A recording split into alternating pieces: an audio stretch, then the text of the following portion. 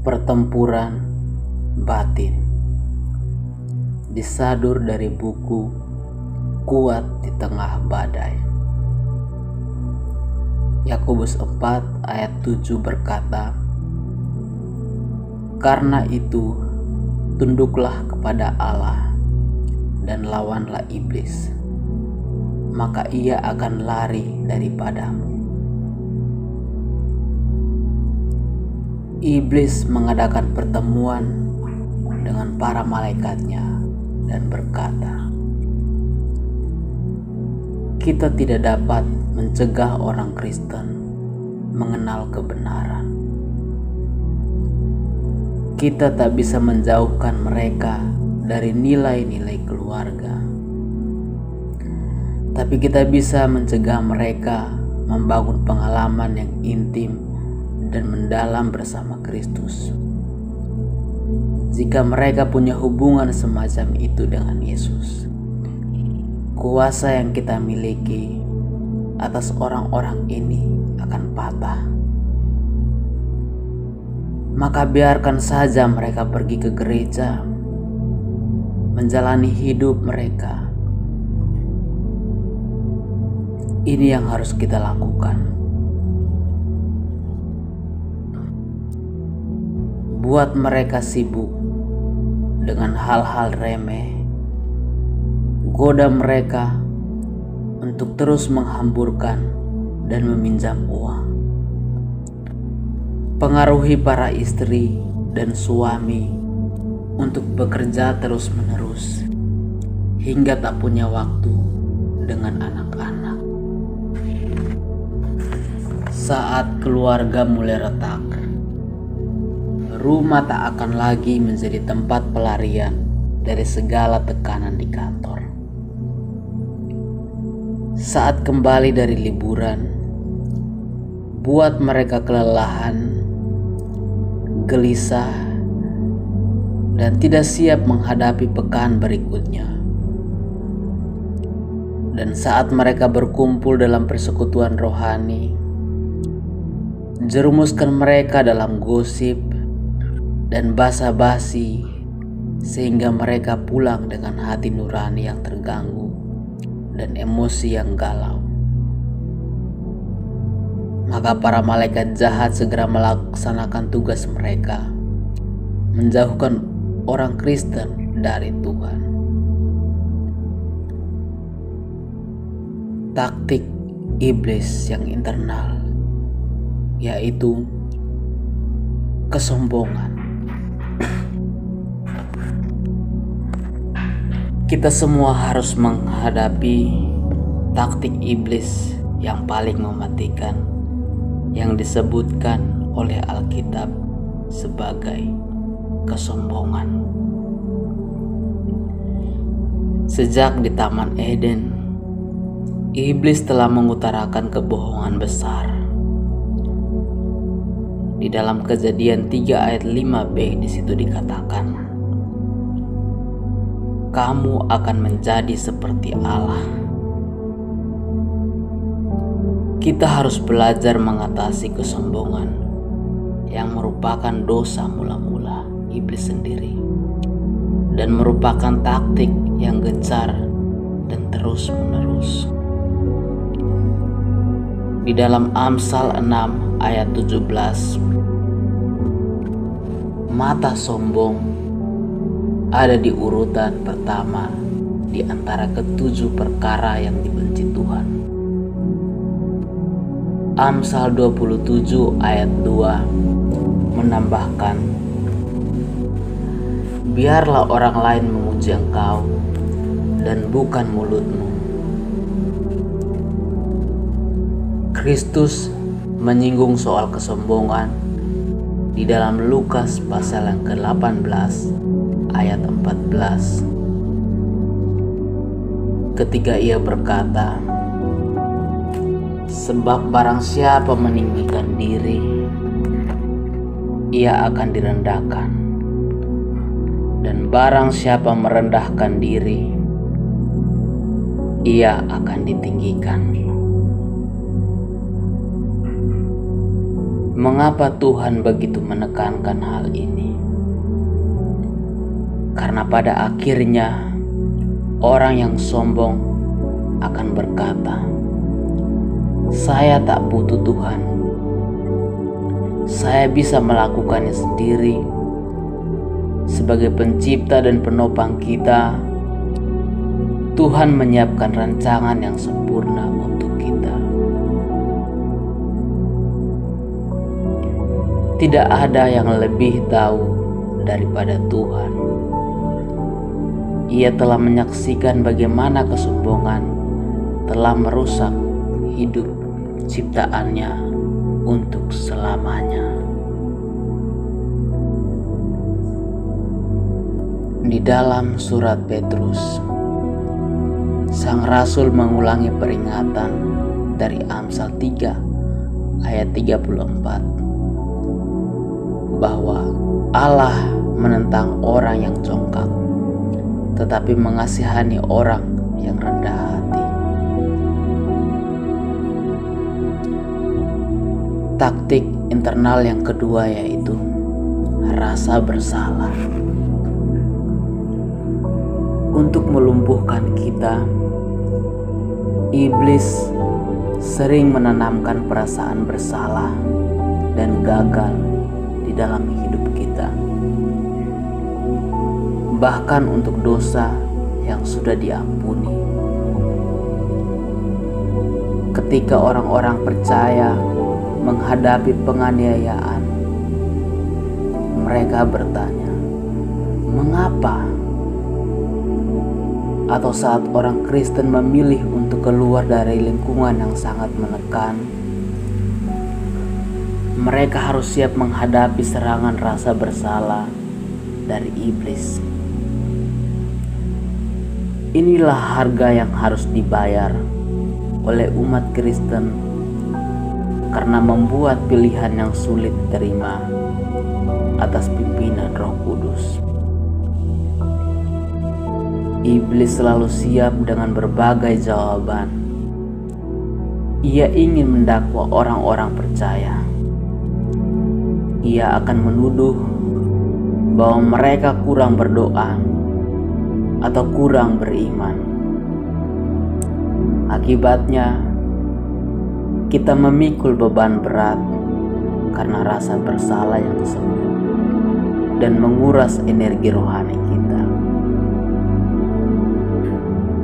Namun, Roh Kudus yang adalah Roh Allah akan mengungkap semua dusta iblis dan memberikan kita keberanian jika kita mencari tuntunannya. Kita harus berjuang untuk tidak memberi iblis kesempatan. Efesus 4 ayat 27. Kita harus memperlengkapi diri. Efesus 6 ayat 10 sampai 18. Dan menggunakan kekuatan yang Allah berikan untuk melawan Dia. Yakobus 4 ayat 7. Kita dapat berseru kepada Tuhan untuk menghardiknya. Yudas pasal 1 ayat 9. Dan yakin bahwa dengan kuasa darah Kristus, kemenangan ada di tangan kita. Wahyu 12 ayat 10 dan 11. Taktik yang berikut yaitu ketakutan. Iblis menggunakan dan mempermainkan salah satu elemen dalam naluri yang mendasar dari sifat manusia, yaitu ketakutan. Mengapa kita mengizinkan rasa takut menguasai kita? Di satu sisi, kita punya pengalaman di masa lalu yang ingin kita ulangi. Di sisi lain, kita ragu akan hari esok Namun seringkali kejadian dan situasi yang menciptakan rasa takut tidak berlandaskan kenyataan. Kita harus menyadari bahwa rasa takut sama seperti taktik musuh lainnya, berasal dari rasa kesombongan. Inilah mengapa firman Tuhan terus-menerus mengatakan hingga 366 kali supaya janganlah kamu takut. Sungguh pengalaman yang membebaskan bagi kesaksian kita jika kita berhasil mengatasi rasa takut akan kematian. Ini memungkinkan kita untuk fokus pada Kristus dan kerajaannya. Dalam melawan rasa takut, ada prinsip-prinsip yang harus kita pegang, yaitu yang pertama, Tuhan memegang kendali. Ia hanya mengizinkan kita untuk mengalami peristiwa yang menurutnya adalah yang terbaik. Percayalah padanya. Filipi 4 ayat 6 dan 7 dan Kisah Rasul 27 ayat 23 sampai 25. Prinsip yang kedua yaitu kita hanyalah peziarah dan pendatang di bumi. Rumah kita sesungguhnya adalah di sorga. Beberapa di antara kita mungkin dipanggil pulang ke sorga lebih awal dari yang kita sangka. Kita harus siap untuk menghadapi hal itu. Karena kita percaya bahwa Kristus menyediakan tempat yang indah untuk kita. Yang berikut yaitu Tuhan selalu mendatangkan kebaikan dari kejahatan. Roma 8 ayat 28. Seperti yang Yusuf katakan pada saudara-saudaranya, rancangan jahat manusia dapat diputarbalikkan menjadi kebaikan oleh Tuhan. Prinsip yang berikut yaitu musuh hanya bisa melukai tubuh kita, bukan kondisi kekal kita. Lukas 12 ayat 4 sampai dengan 5. Taktik yang berikut adalah godaan materialisme. Walaupun Tuhan menciptakan segala sesuatu dan merupakan sumber dari semua yang kita miliki, Ia tidak akan mentolerir jika harta dan uang menempati prioritas pertama dalam hidup kita. Semua kekayaan material yang Ia berikan merupakan berkat, kecuali jika harta tersebut mengambil alih posisi Tuhan, maka materialisme adalah sikap di mana uang, kepemilikan, dan kenyamanan menjadi hal utama dalam hidup seseorang. Orang Kristen dengan pola berpikir hartawi tak akan berkata, "Tuhan tidak ada." Tetapi melalui tindakan, mereka berkata, "Kita tak perlu Tuhan. Saya mampu melakukannya sendiri." Bagi umat Kristen, materialisme ibarat katak di dalam panci berisi air yang sedang direbus. Ia akan mati karena telat menyadari bahaya dari air yang perlahan-lahan bertambah panas.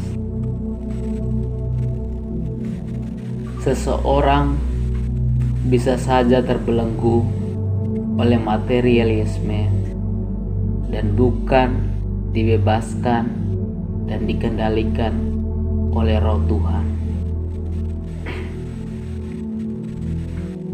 Tuhan Yesus berkata, "Janganlah kamu mengumpulkan harta di bumi. Di bumi, ngengat dan karat merusaknya, dan pencuri membongkar serta mencurinya. Tetapi kumpulkanlah bagimu harta di sorga. Di sorga, ngengat dan karat tidak merusaknya, dan pencuri tidak membongkar serta mencurinya. Karena di mana hartamu berada, di situ juga hatimu."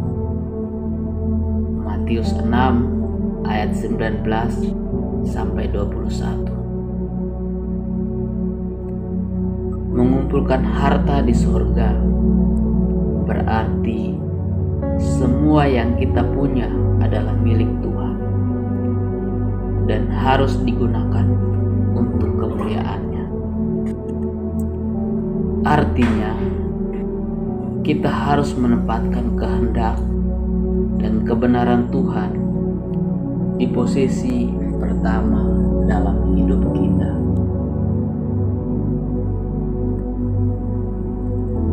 Bagaimana kita dapat mengatasi dosa materialisme dalam hidup kita?